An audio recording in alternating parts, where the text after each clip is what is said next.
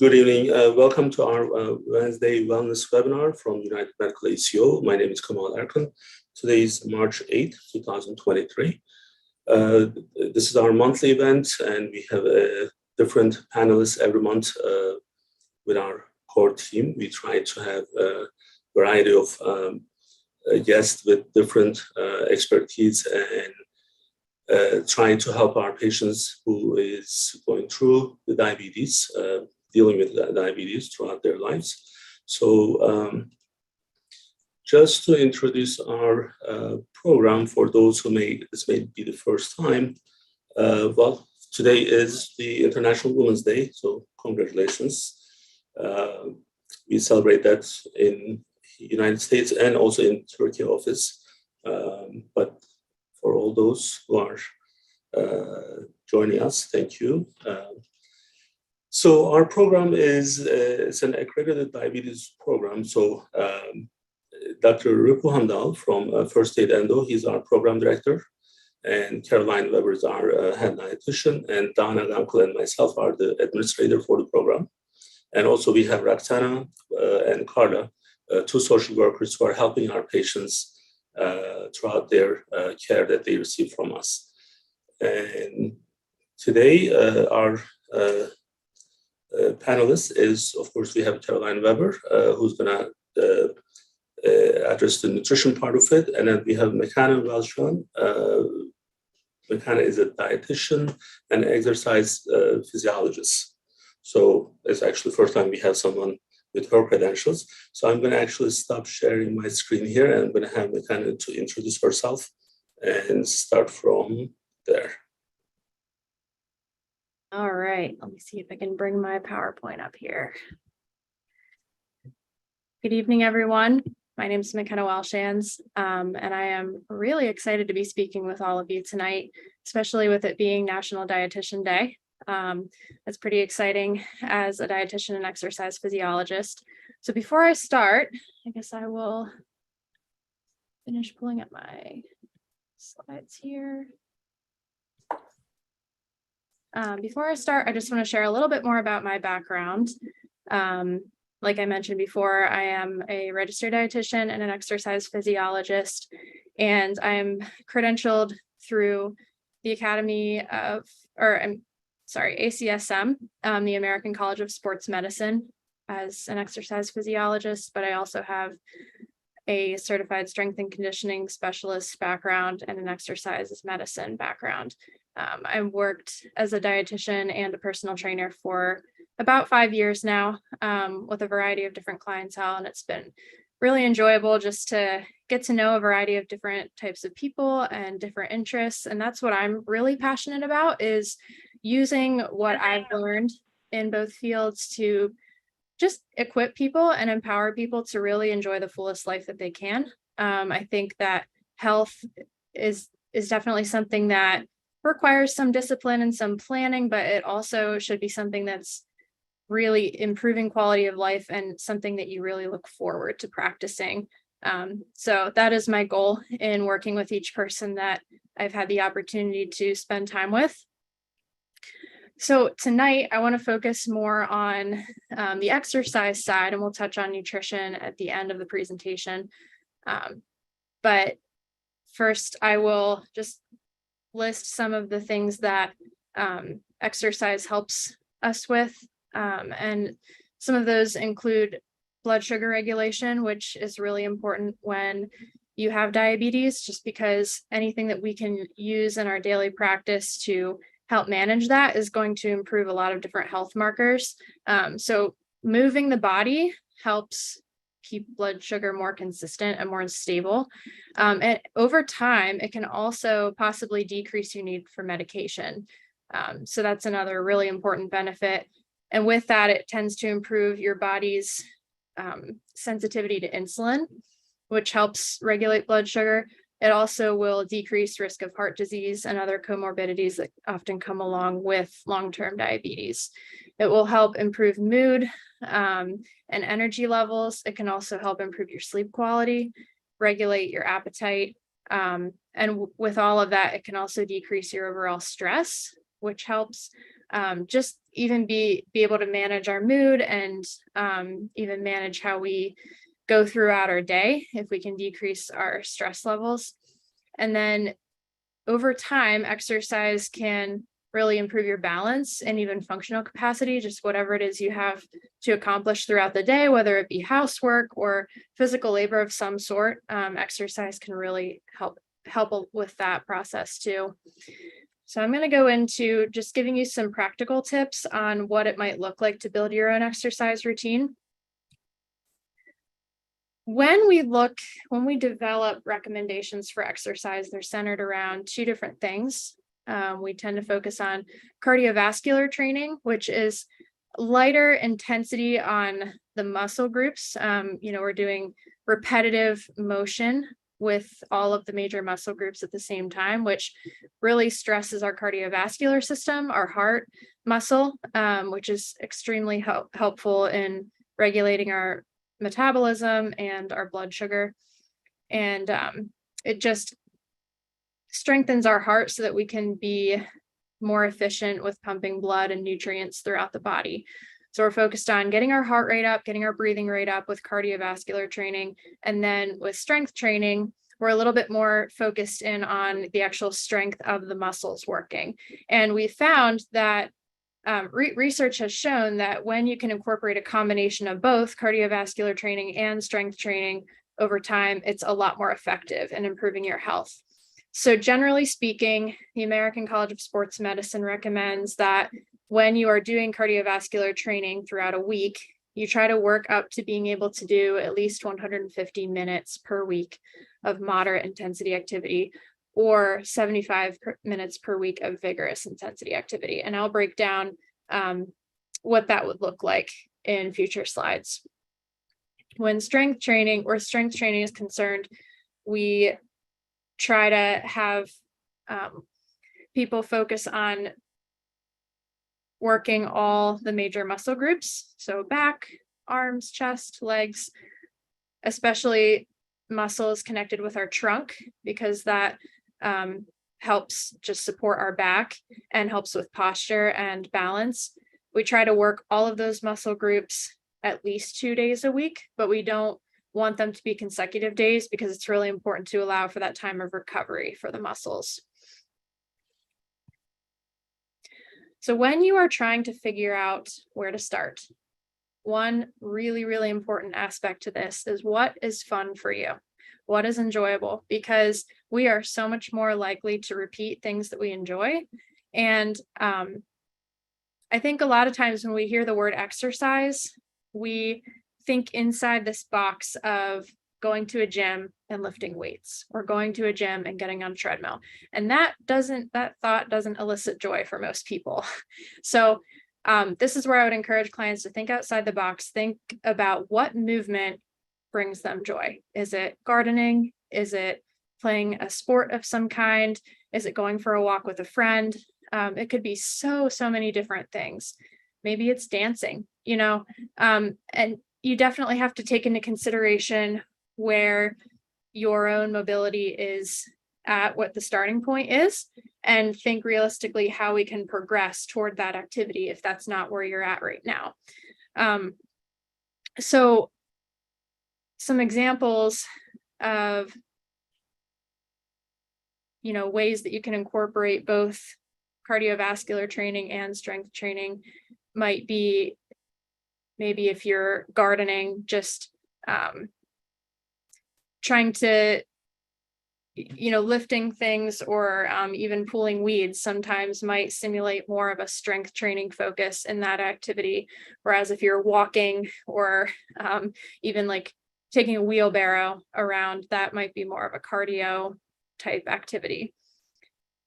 But the biggest thing when you're starting is trying to envision those things that would bring you a lot of joy. And some people really enjoy exercise involving just being by themselves. They're by themselves out in nature even. Others are really motivated by meeting with a friend or going to a class and having that kind of structure and that accountability, that camaraderie that goes along with meeting with others. So try to figure out what motivates you most and incorporate that. As my slide mentioned, consider where you're at now. If you're in a place where mobility is limited, you haven't been active for quite some time, we want to focus maybe on starting more with a cardio emphasis in your training and not incorporating too much strength training right off the bat, just because that can cause a lot of soreness at first that might be discouraging from discourage you from wanting to continue. So we start lightly just by moving the body with cardiovascular exercise and then slowly add in some more strength training. It's really important that you talk to your doctor before starting anything too serious or structured, just to make sure that your doctor is aware of that change in activity and could recommend any changes to your medication and even diet changes to help support that. It's definitely important to surround yourself with a team, with a support system in this, especially professionals who can help you in your health journey with exercise starting to be incorporated. When you're trying to build a structured cardio program for yourself, there's something that we tend to look at. It's called the FIT principle, and it stands for F would be frequency, how often you want to try to do the exercise. I is intensity, how hard you're working. T is time. And then the second T is type. So with cardio, you want to try to aim to be active, getting your heart rate up, breathing rate up at least 3 to 4 days per week. Research shows that moderate to vigorous intensity activity can make your cells a lot more sensitive to insulin for up to 48 hours. So it's helpful if you're active in some way at least every other day. And that will help control your blood sugar. I is intensity, and there's something called the talk test that is just a general way to determine about how hard you're working. And as you start to move and engage in that cardiovascular activity, pay attention to breathing rate. You expect that to come up, but you should still be able to carry on a conversation with someone.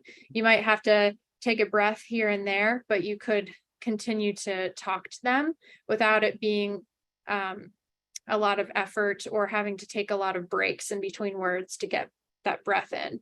If that kind of activity would be categorized in the moderate activity category, and that would fall into that 150 minutes per week goal.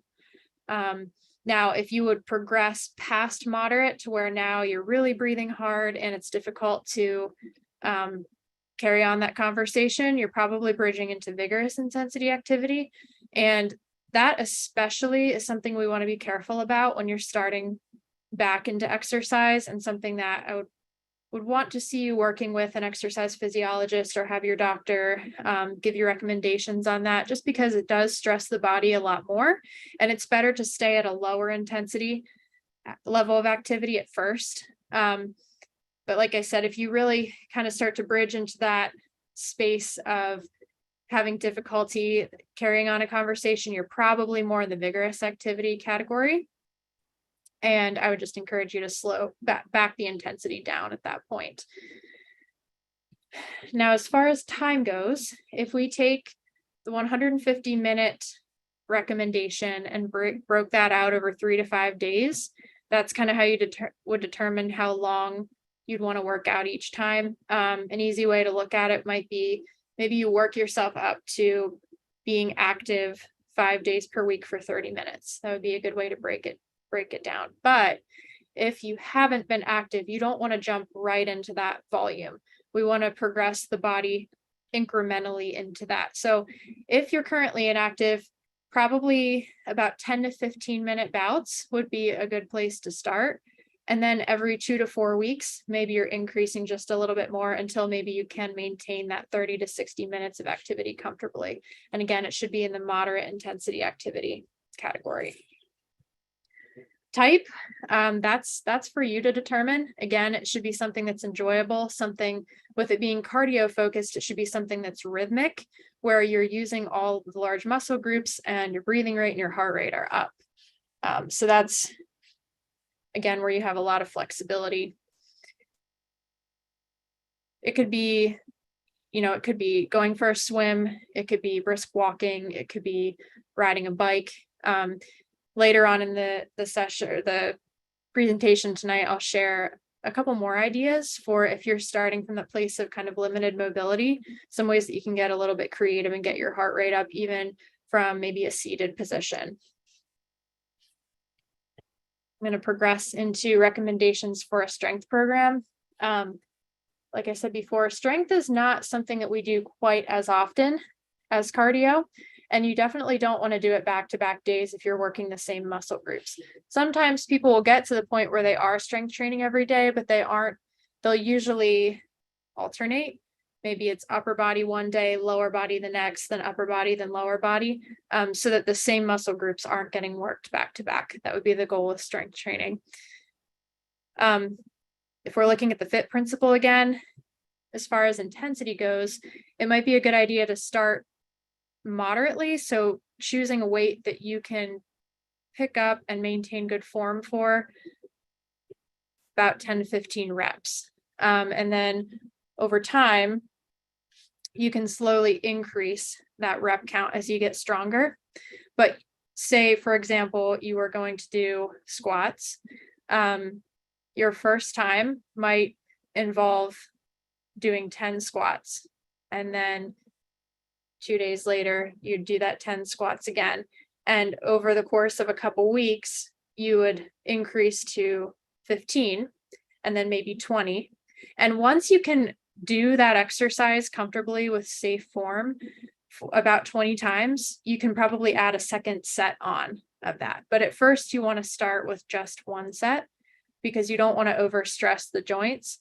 And you want to make sure that your body has time to adapt.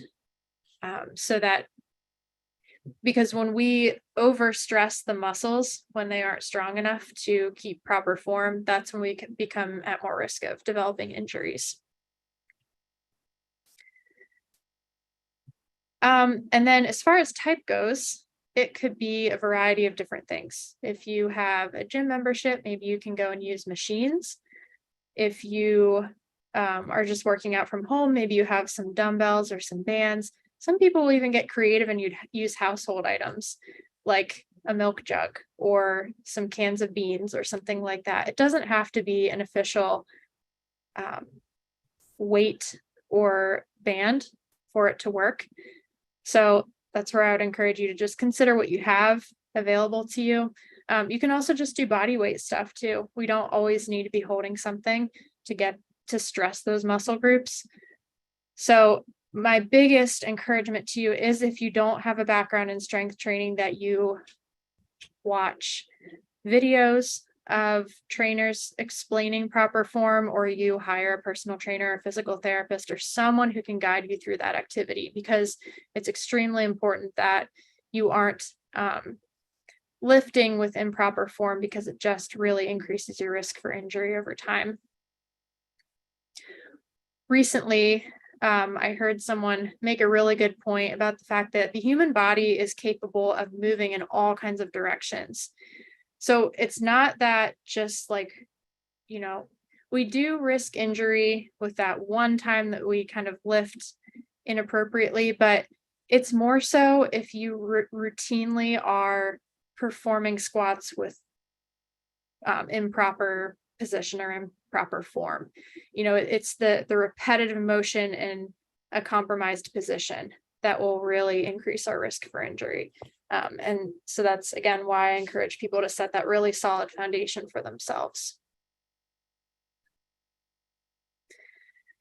We tend, like I said from the beginning, we tend to focus in on cardiovascular and strength training, but flexibility is also extremely important and can really support our training as well. Strong muscles do often get kind of tight. And when there's tightness, especially imbalanced tightness from lack of flexibility, it can also compromise our joint health. So stretching is extremely important. However, one point I do want to make about stretching is, traditionally, we used to hold a static stretch, or like thinking about touching your toes and holding that position. That would be an example of a static stretch, something where the muscle is stretched and held for a long period of time. traditionally we used to warm up for sports and different forms of exercise that way by performing those stretches, but we found that it's actually when you stretch cold muscles, you can actually cause micro tears in the muscle cells, which then when you go to do that higher intensity activity, it predisposes you to injury. So it's actually better to do dynamic movements that actually put the joints through the same range of motion that they might be going through during the cardio activity. It's better to do like arm swings and leg swings and things like that to warm your body up. And then after you're done with activity, after you're done with exercise, that's when you would perform the static stretching, the held positions, because at that point the muscles are warm and there's a lot of blood flow to the muscles. So they're a lot more pliable. And then you're a lot less likely to cause those little micro tears in the muscle cells. But some examples of practices that help improve flexibility might be Tai Chi, yoga, Pilates is great with flexibility, but also building core strength. They also help improve balance and coordination and also help you relax. You know, each form of movement and exercise has a different way of helping you release stress and relax. But if you imagine yourself going out for a brisk walk or a run, even though that does release some tension, it also can hype you up a little bit too. And taking that time to stretch at the end would allow your body to just relax a little bit more. So again, there are a lot of benefits to flexibility and preventing muscle imbalances with that. So I encourage people to incorporate that a couple times per week too, especially after a strength training or cardiovascular session when their muscles are going to be a little bit more tight and warm.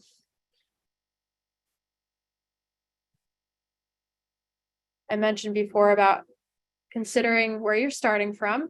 And if you're in a space where you're limited to a seat, or your mobility is limited to a seated position, there are a lot of different ways you can get your heart rate up and improve your strength even from sitting down.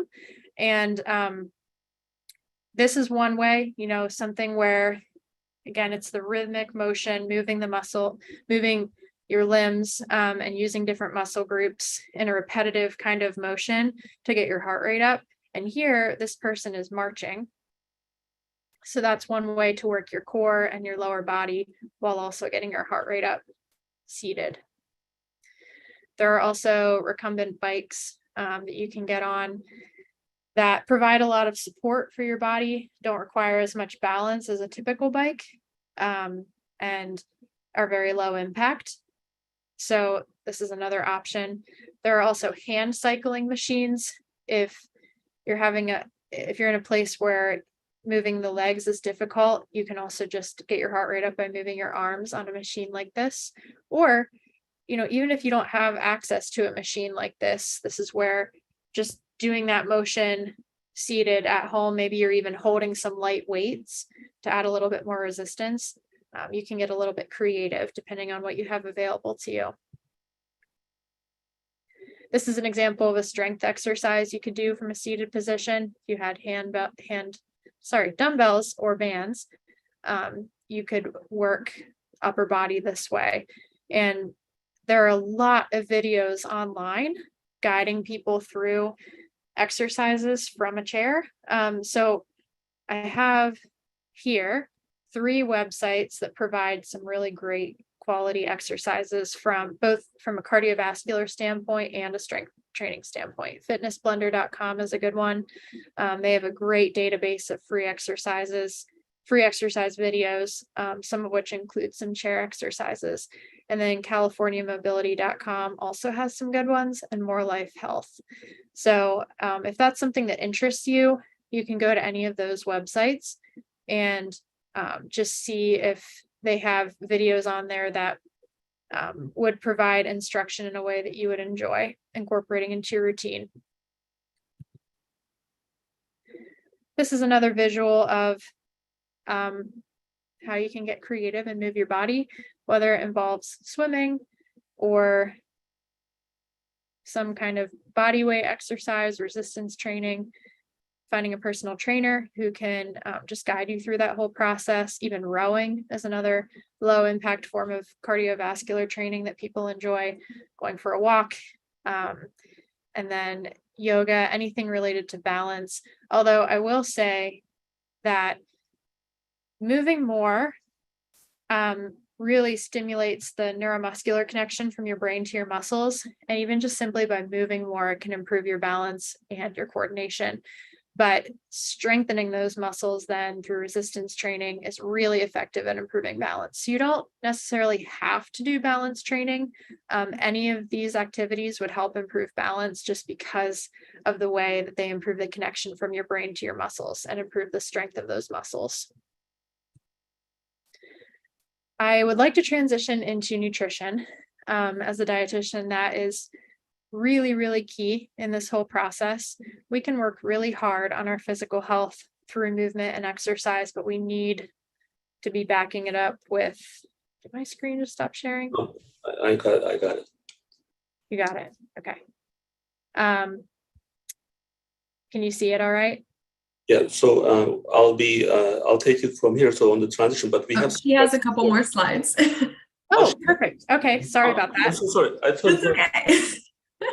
Never mind. So go ahead.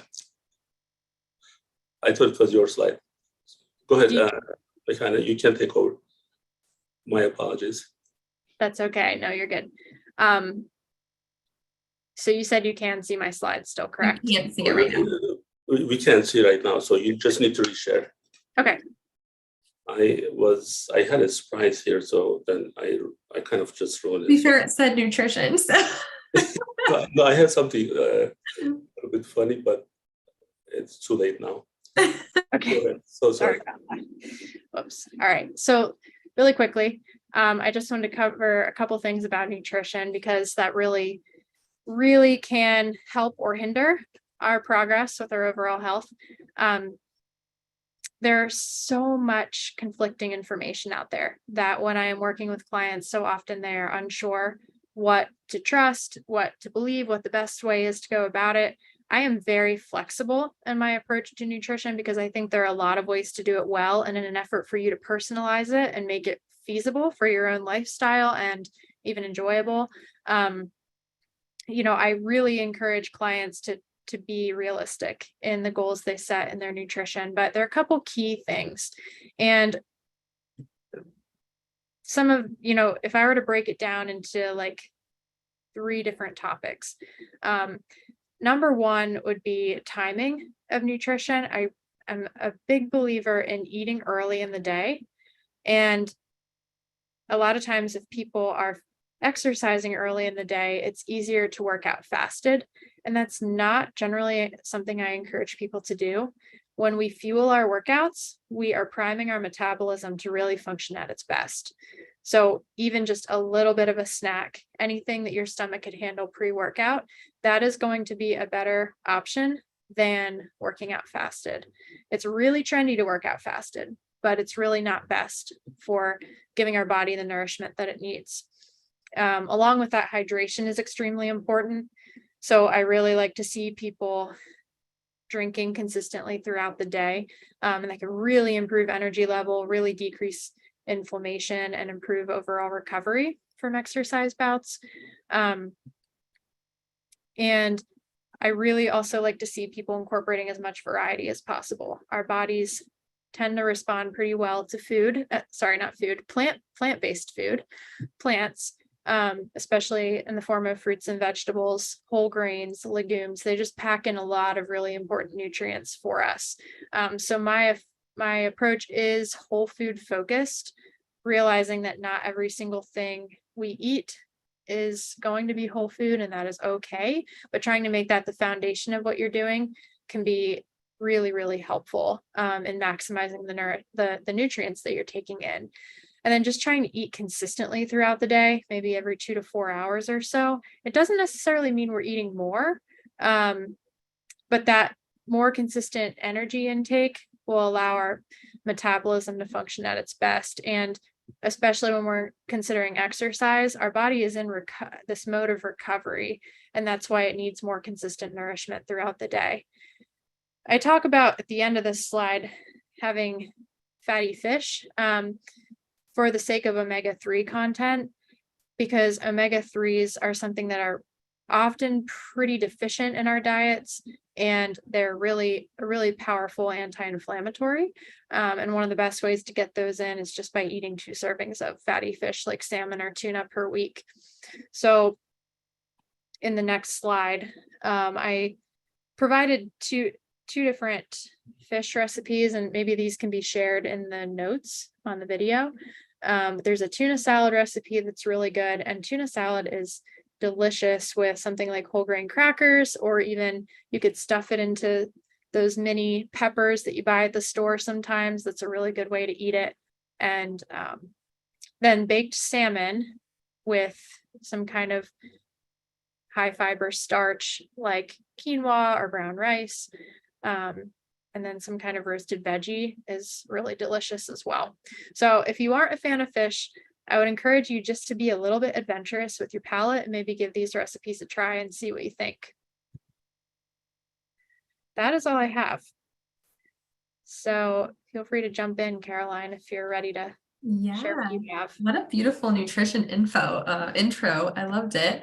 I'm kind of piggybacking off of what McKenna went over, especially with exercising, lowering your blood sugar, even hours after doing exercise. So that means we want to fuel you well, to do any kind of physical activity. But also I get lots of questions and appointments about what snacks can I include and what's a balanced snack. So we don't want to risk any low blood sugars, especially when we've done physical activity on the regular. Instead, we want to kind of fuel you for that physical activity well, and also have it be really tasty too. So we're going to go into some different types of recipes and review some snacks and key components for good maintaining energy, especially during a physical activity or even just a long day. But we know snacks can play a versatile role in our diets, whether it's for health, performance, joy, practicality, when you can't eat a full meal. And it helps us meet our nutrient needs and fuels us through the day. So when we choose snacks, it's useful to consider the macronutrient distribution there. So we want to kind of go through kind of what carbs, protein, and fats do for our body.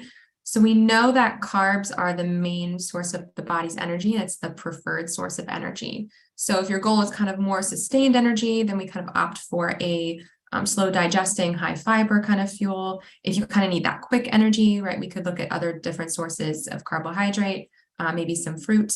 Maybe it might be a small thing of pasta salad to kind of give you that quick energy that you need. So we also want to look at that protein and fat. We know that they're also important in our energy metabolism, but their primary benefit is not necessarily that immediate source of energy, right? They're both vital for your health, but neither is really an efficient source of energy. So a protein being kind of the least efficient energy source, because it has to go through all those layers of conversion to be broken down before you can enter an energy cycle. That's all the metabolism talk, but it also helps you stay full. So we kind of focus on that protein and that fat content to help you stay full and give you that long sustained energy. So that's just a quick, brief overview of our roles of macronutrients in our kinds of snacks, because they're the building blocks of kind of each recipe we'll go through. So our goal for today is to understand how to balance our blood sugars and provide us energy when incorporating movement and exercise. So recipe number 1 is one of my favorites, and it's actually super easy to put together because it doesn't require any baking. It's just mixing it in a bowl. So we've got some peanut butter, we've got some chocolate chips, we've got some oats, some flaxseed and honey for these peanut butter energy balls. But they are actually very versatile. You could change it up. If you don't like chocolate, you could put cranberries. You could mix up some add-ins like some chia seeds or some coconut flakes if you wanted some different flavor profiles in there. But the key really is with this recipe, we've got a nice balance. We've got some protein from the peanut butter. We've got a little bit of that really structured high fiber carbohydrate there. That's going to keep you full. We even could add some, if we added chia seeds, we'd be adding a really nice omega-3 fatty acid there. So you'd roll it all into a ball. They store really nicely. And this would be a great recipe to take with you on the go. So it's something you could eat maybe 1 or 2 of, give you some nice quick energy to kind of maintain you until your next meal or prep you for, exercise going in. This would be really nice in the morning if you feel like you're going to skip breakfast going into an exercise. It's something small and light that you could try. So peanut butter energy bites, very easy to make and prep ahead of time. So our next recipe is creamy overnight oats. So I don't know if anybody else has tried overnight oats, but I get really grossed out when it's like the chunky overnight oats. I'm not a fan of like digging my spoon in and getting a big chunk of oats, but this one's actually blended. You can blend this, like do the same thing you would do with overnight oats, put it in a blender, and then it becomes this kind of like pudding consistency, which is more palatable for me. So it's preference on that preparation skill. But your creamy overnight oats, they have a really great, that high fiber oat, right? You're going to stay full longer with that high fiber carbohydrate.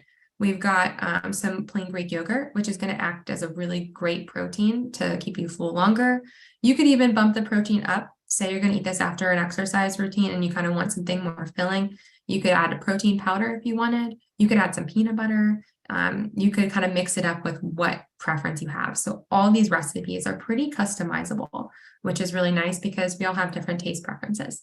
This could also be substituted as a really great breakfast as well, and stored into the fridge a couple of days beforehand. So you could kind of quick grab and go, but really great sustainable energy. We've got some chia seeds. You could add some flaxseed for some fiber in there, but really, really great for keeping you full through the day as a nice quick snack. So our next recipe, this is the homemade perfect bar. So I get asked all the time, what's the best granola bar? I don't have a favorite granola bar that I have. McKenna, if you have one, let me know. But this is the homemade perfect bar. So if you've seen those bars they keep in the refrigerator section in the stores, it's called the perfect bar. This is just a homemade version. It stores really nicely in the fridge or the freezer. It's great because you kind of know everything that's going into it and you can customize it the way you want based on if you want a little more protein, if you want more flavor. I have substituted the flours out a little bit. Sometimes I use what's available.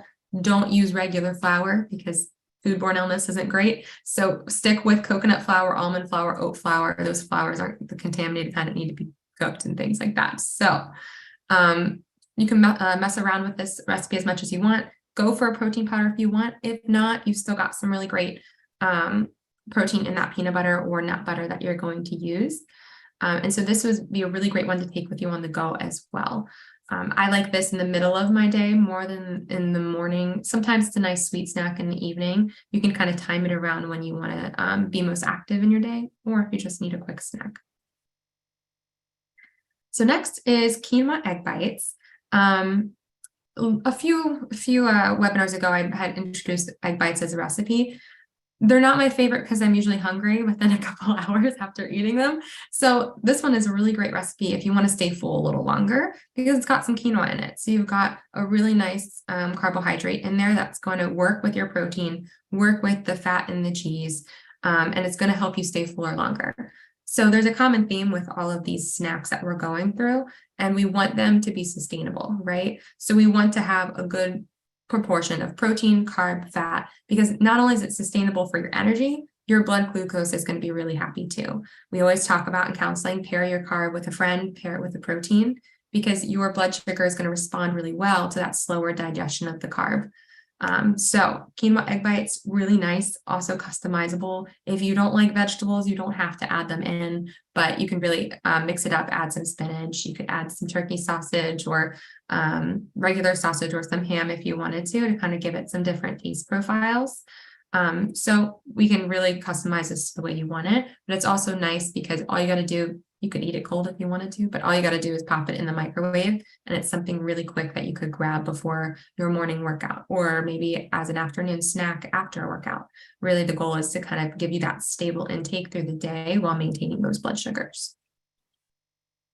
And then our next recipe, courtesy of McKenna, because I asked her for her recommendations too, the chocolate chia seed pudding, which I'm a big fan of. The more I talk about it with patients, they're like, I have no idea what chia seed pudding is. But it is pretty delicious. It kind of takes, if you've never had it, it kind of takes the form of like tapioca, similar. It's a soluble fiber. So if you think it gelatinizes when you add water, fun fact about chia seeds, you can substitute it as an egg if you want to. So that kind of gives you an idea how like gelatinous it gets. So it creates like a really nice pudding consistency. The cocoa powder is a plus because I'm a chocolate fan. So add that into it. It makes a really nice sweet snack, but you've also got some rich fatty acids in there. You've got some protein you could pair it with, especially if you go for that Greek yogurt mix, it's going to be much richer. I find this is really nice for patients who struggle with maybe acid reflux in the mornings, or you don't want something super heavy because you're not a big breakfast eater. This is very light, so it's not going to sit heavy in your stomach. It also improves digestion because chia seeds, that high fiber content, great. So, Turkish yogurt. Oh, I was like, I can't read that. Turkish yogurt. Now, what's Turkish yogurt? It is the Greek yogurt. So Is it? So is it the same consistency, right? Hi, I learned something new. So feel free to add Turkish yogurt. And it's high protein, right? So it's same thing. And is the Turkish yogurt also like, do they add sugar to it or is it just plain? no sugar, it's just plain. Okay. So that would be a perfect substitute to kind of add in here. You could even top it with fresh berries, throw some nuts in there for some extra protein, extra crunch. So our goal here is not to sacrifice flavor. When you think health food or, I got to drink a protein shake to get the maximum benefit out of my exercise or out of my snack, right? You don't have to sacrifice flavor. And I like what McKenna said a lot about like finding whole foods. You don't have to get everything that's been pre-made, pre-packaged as a protein snack. Of course, they're very helpful because, non-perishable, stick in your bag, good to go. But these are a great way to kind of access your whole food sources, not sacrificing taste, yet still getting that sustainable energy and balancing your blood sugar as well. So if you haven't tried chia seed pudding, I highly recommend it. This one is also courtesy of McKenna. So peanut butter banana protein muffins. I get so many patients ask me like, because a lot of people are trying to kind of limit the sweet content in their day. They're looking for something to kind of curb that sweet tooth. This is great because you've got some protein mixed with your carb. It's going to give you some good balanced blood sugars there. Yes, you can have bananas. I get a lot of patients who say, I can't have fruit anymore. Yes, you can. It's really about portion size, what you're pairing with it. We know bananas are high in sugar, but if you're being physically active, you're going to use that as energy. So we talk a lot about how energy takes up that blood sugar and you use that. So fuel yourself well, have some bananas, pair it with some peanut butter. You've got a little bit of protein powder in there you could add in. You could even do, I've seen Turkish yogurt or Greek yogurt, whatever you go for, will add kind of that, I think it's a little more moist. If you add that, you could do like sour cream too if you wanted, but that gives you a moist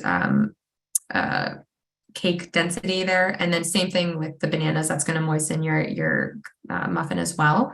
So you could really add in whatever you want here. If you're not a fan of chocolate chips, or you wanted to add something different, or you wanted to try out different types of protein powders, or throw in some maybe walnuts or extra nuts in there for an extra crunch, you could definitely do that. This is great because I'm always craving something sweet. So it's nice to kind of grab on the go and have it as a good sustainable snack, giving you energy and balancing those blood sugars. So just another quick snack recommendation. A lot of the time we don't have time. We might find a lack of time in our schedule to prep these things. So there are certain snacks we talk about for managing your blood sugar and balancing. Boiled eggs and fruit, you could boil them ahead of time. You've got fruit, a really nice carbohydrate there. You could do cottage cheese and fruit. You've got a really great protein, a little bit of milk fat in there. You can add fruit to it for some carbohydrate. I'm really big on turkey and cheese with whole grain crackers. A couple webinars ago, we did the tuna salad. I think it was like tuna avocado salad. So when you said tuna salad, try it. I'm like, yes, try it. It's so good. So that'd be a great quick snack, especially because you can take tuna whole packets. They're so great. They have the flavored packets these days too. So you can take that on the go with some crackers and really make that sustainable. Hummus with carrots, celery sticks, whole grain crackers. I prefer it usually if you're going to do a physical activity, I'd prefer you to have the whole grain crackers so you have a little bit of that carbohydrate mixed with the protein of the hummus. Fruit and peanut butter, of course, banana and peanut butter, apple and peanut butter, pair your proteins with your carbs. And then Greek yogurt or Turkish yogurt with berries and granola. That's really nice to have a little bit of sprinkle on top for some crunch, some carbohydrate. You've got the protein, got a little bit of the berries mixed in for some fiber too. Or homemade trail mix is great too. So that's a really nice one. Even if you're not a breakfast person, you don't want to eat, stacking on some nuts with some dried fruit is going to be really great sustainable energy for you to start your day.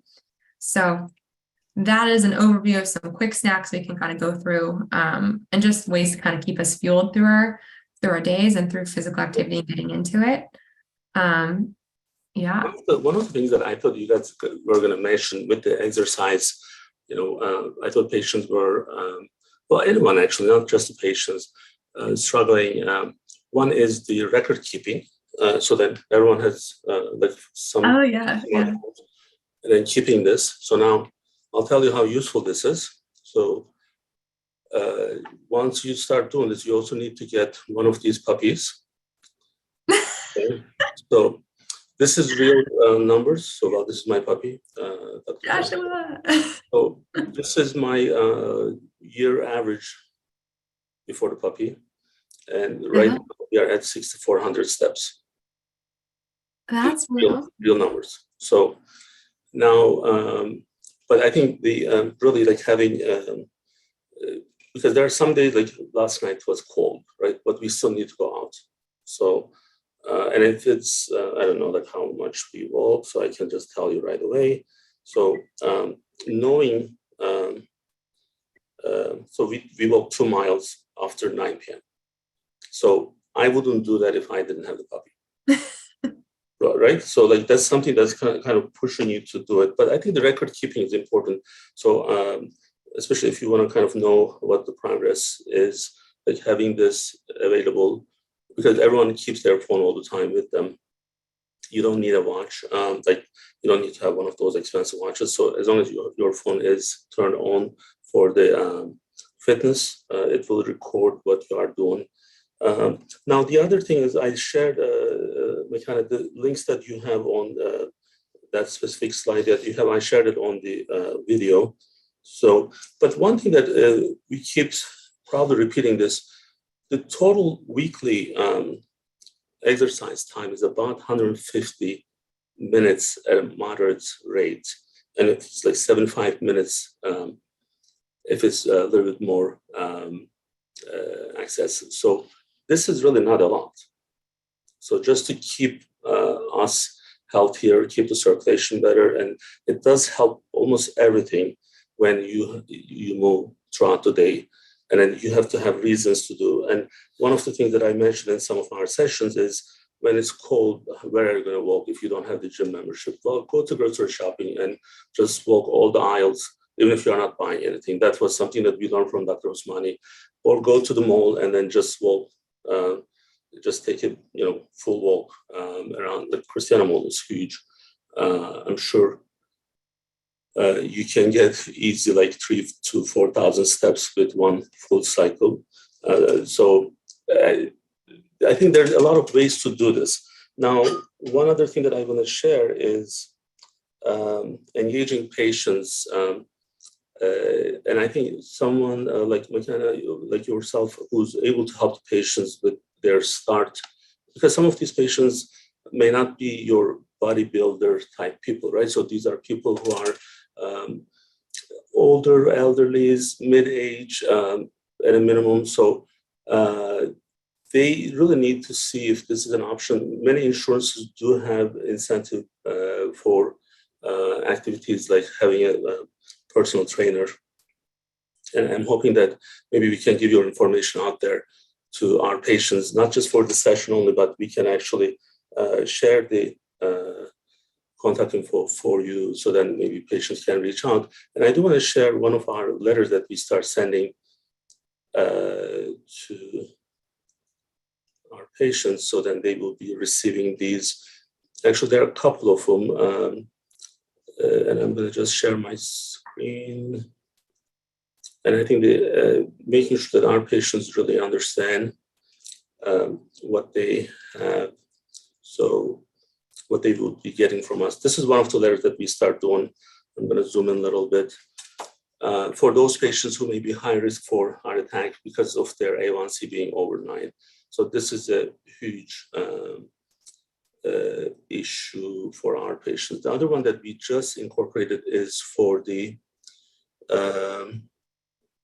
daily recommendation exercise. So this is something that Donna and her team created. So our patients, when we go through the case reviews, case conferences, everyone who may be benefiting from this, they are receiving these. We are giving this information out there. There are links on that letter that says the benefits and how they can actually watch all the sessions. There are a lot of ways, a lot of information out there. They just need to be probably paying attention and making sure that they take their health seriously, and then knowing that there's help available. We have a lot of, in some cases, we have patients who need extra support, and then we have our social worker who's reaching out on top of our outreach. So there are so many ways to help our patients, and I'm hoping that these sessions would be reaching out to more people, and more people can benefit from what we are providing. Donna, anything you want to add? I just need to say that I think it's important. Your speaker on the PC needs to be turned off. While you are doing that, I'll just tell you, Caroline, I start making, I'm a person who's helping me at the house, my housekeeper actually is doing this. So we start making the Turkish yogurt at home now. No way.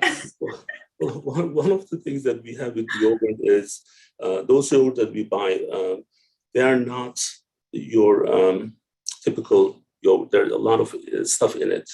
Mm-hmm. So when you start making your own, on this third cycle, it starts becoming your own brand. So like the third one is yours. So there's no artificial stuff in it.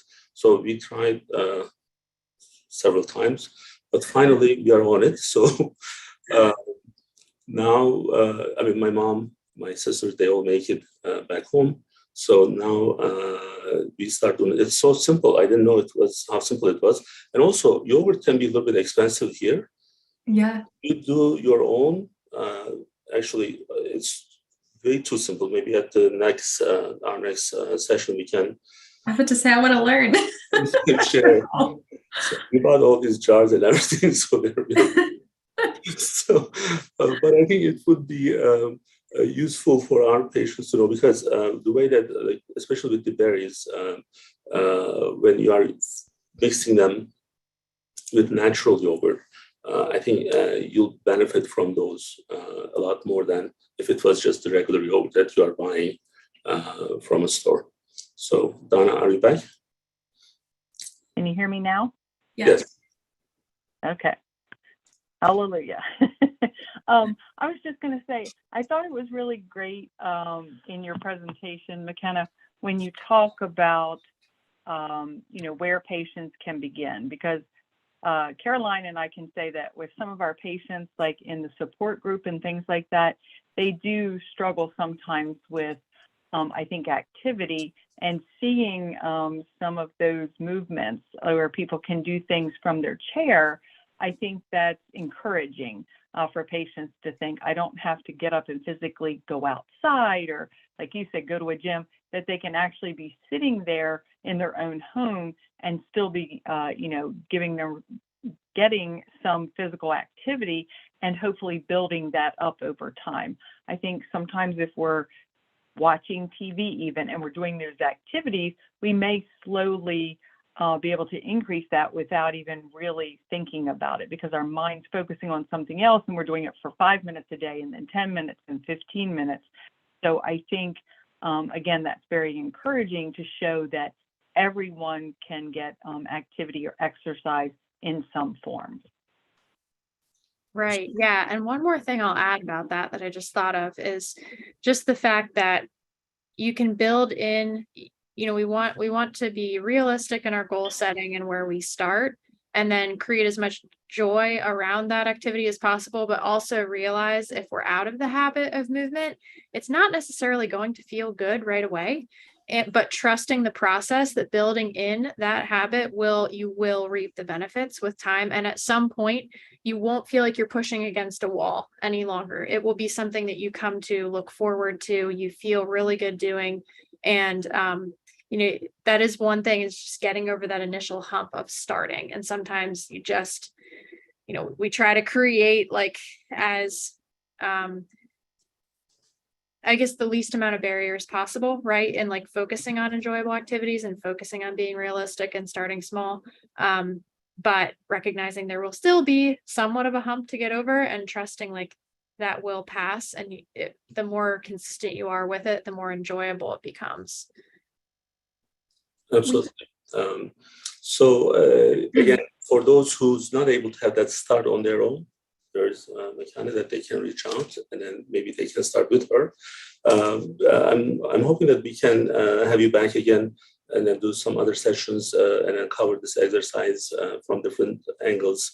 And I really appreciate you guys being available.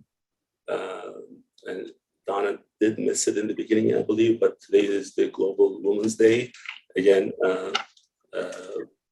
we are observing that here at United Medical. And until next time, please stay safe, and then we'll see you soon. Thank you so much. Thank you. All right. Good night.